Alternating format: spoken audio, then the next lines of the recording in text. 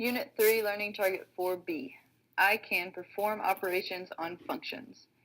This time we're doing multiplication and division. Remember 4a we did with 3a, which was addition and subtraction. So I've given you two functions, f of x and g of x, written right here at the top. And we're going to do 4 different examples, just looking different ways. So with example 1, we've got f times g of x written like this, f times g of x written like this, and f of x times g of x. I wrote them all out in 3 different ways so that you would see, hey, they all mean the exact same thing.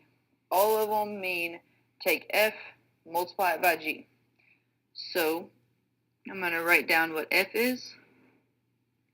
I know that parentheses mean to multiply, so I'm going to put both of them in parentheses. We've got f right here, g right here, and the parentheses mean multiply. So we just talked about how to do something like this. We distribute the 3x to each piece. So we get 3x squared with the first piece. 3x times negative 5 is negative 15x. 2 times x is 2x. 2 times negative 5 is negative 10. Combine our like terms, which is negative 15 and 2x, to get negative 13x, and we just bring the other two pieces down. So this right here is f of x times g of x, or f times g of x, however you want to see it. Alright, the next example that's there says negative 2 f of x. So since the negative 2 is written next to the f, when things are written next to each other, it means multiply. So we're going to put negative 2, and then in parentheses 3x plus 2, because the parentheses tell us to multiply. We know all we do now is distribute to get negative 6x minus 4. And again, super simple, we're done. Example 3. We've got a little bit more going on here, but it's not anything. It's actually just putting example 1 and example 2 together. So it's the first way it's written, it says 3f plus 2g. So looking at it there, you would still be doing the same thing as what I've got written down second, which says 3f of x plus 2g of x. Regardless, you're going to take 3, multiply it by f, and add 2 times g.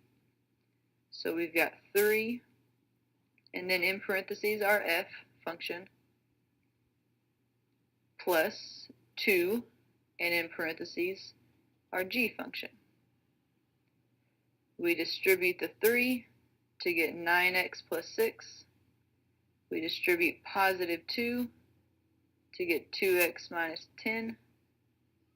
And then combine our like terms. So 9x and 2x give us 11x. 6 and negative 10 give us negative 4.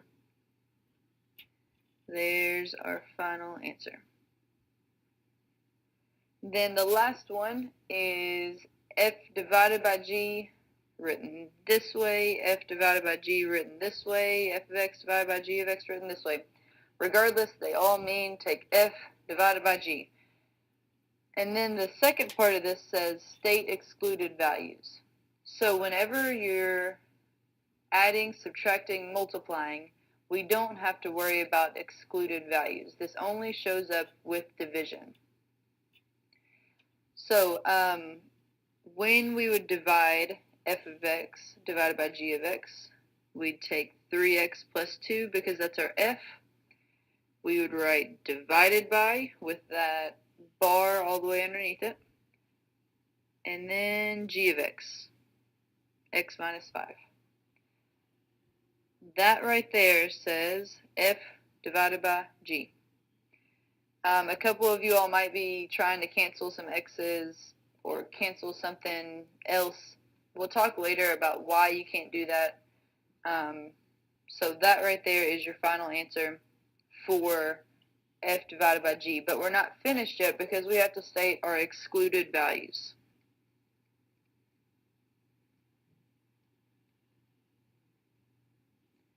So you all know that you can't divide by 0. So that means this denominator right here cannot equal 0. So anytime you want to find excluded values, you take whatever's on the denominator, in this case it's x minus 5, set it not equal to 0, and then solve. So we would add 5 to get x cannot equal positive 5. Both of these things are your answer to example 4. Both of them are required to get the correct answer. You can't just do the first part and not do the second part. That's all we've got for multiplication and division.